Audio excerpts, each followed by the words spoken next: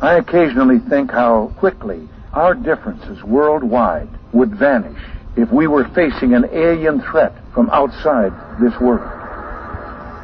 And yet, I ask you, is not an alien force already among us? Are they intelligent? Absolutely. Going to revolutionize our whole understanding of where we are in the cosmos and how we relate to other beings that inhabit it with us. At the time of main engine cutoff, in about 30 seconds. Atlanta, Houston, your go for ET photo and plus X.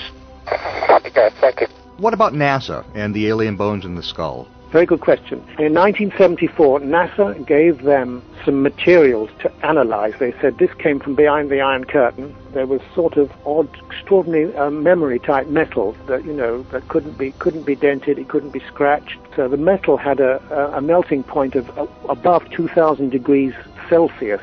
They were never told it was alien. As I said, they were told it came from behind the Iron Curtain. But they were about to discover more in April 1977 at the Jet Propulsion Laboratory, JPL.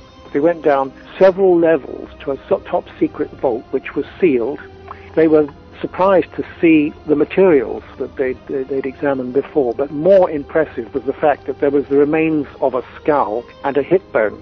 There was a label on the case, on this transparent case, which said, from the first and second incidents in New Mexico. He got my mother and myself up.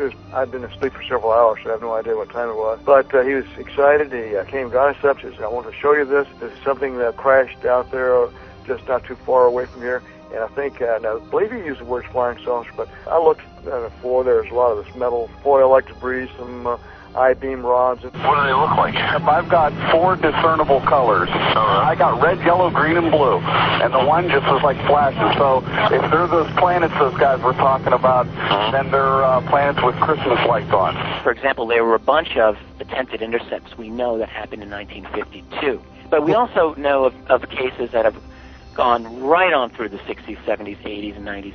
Jets are fairly regularly, it seems to me, being scrambled to vector in on objects that we can only call UFOs.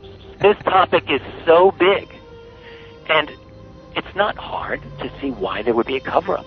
In fact, it's quite easy to see why there's a cover-up.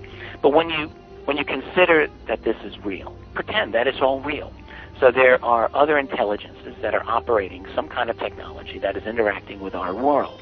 And yet all of us go through our lives really not incorporating that into our worldview. I mean, just a little while ago, you were watching the Cowboys on TV. And that, there's no UFO reality in that, right? When events seem too strange to be true, come to AboveTopSecret.com, the place where nothing is too strange and everything is analyzed. AboveTopSecret.com. Deny ignorance.